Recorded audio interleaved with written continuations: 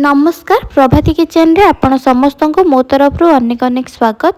आज मु आपण सहित शेयर करी खंगा माछर तरकारी जोटा कि आम चुली रे बनैबा पूरा गाँव स्टाइल रे देसी शैली रे माछ तरकारी बनैबा। ताहले चलतु स्टार्ट करिबा आजिर माछ तरकारी रेसिपी। प्रथमे माछ को नेइकिरी मु काटी नेइची सबुतक माछ काटी नबा परे माछ सबको धोई नहीं आपण खंगा माछ जगार अलग को भी माछ नहीं यही उपाय बनई पारे। माछ सबको भलसे धोई नबा परे सेथिरे आपण जेतिकी माछ नहीं से हिसाब रे लूण एवं हलदी देबे। मु गोटे चमच लूण ता संगे गोटे चमच हलदी को देकरी माछ सहित सबको भलसे गोलई नहीं। आपण माने वीडियोटी को आरंभ शेष पर्यंत देखंतु।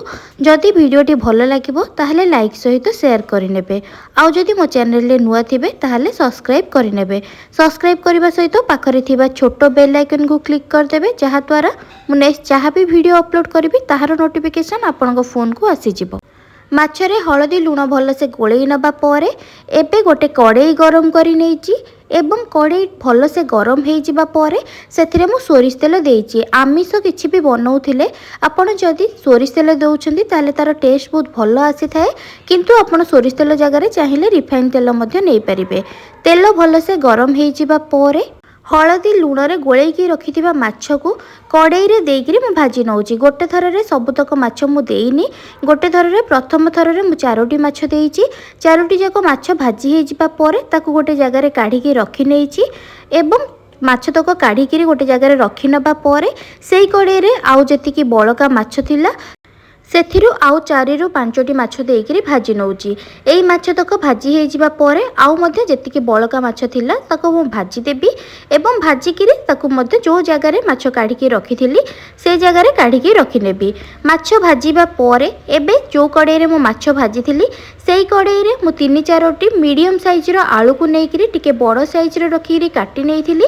एबे सेही आलू रे अल्प लूण एवं हलदी देइकरी आलू को भाजी नेइथिली। आलू भाजी हे जिबा परे सेई कड़ाई रे आउ किछि सोरिष तेल देइकरी 2टी मीडियम साइज रो पियाज को लंबा लंबा पतला पतला करी काटने नेइथिली। पियाज को दे भाजी नेइची। पियाज भाजी हे जिबा परे अदा रसुण रो पेस्ट मु 2 चम्मच देइची एवं ताकू किछि समय पर्यंत भाजी नेइची। जेमिति अदा रसुण रो कंचा बास्ना कमी जिबो सेई पर्यंत भाजी नबा परे गोटे मीडियम साइज रो टमाटो को बाटी नेइथिली। एबे सेई टमाटो देई सारिबा परे एथिरे मु किछि गुंड मसला देबी। गुंड मसला रे आधा चम्मच हलदी एवं लंका गुंड मोइटारे लंका गुंड राग पाई आधा चम्मच एवं कलर लंका गुंड मध्ये आधा चम्मच देइची। ता संगरे चिकेन मसला मु गोटे चम्मच एवं गरम मसला आधा चम्मच देइकरी मसला को किछि समय पर्यंत कसी नेइची। जेतेले मसला रु तेल अलगा हे जिवो सेतेबेले जानिबे मसलाटा हमर भलसे कसी हे जाईची।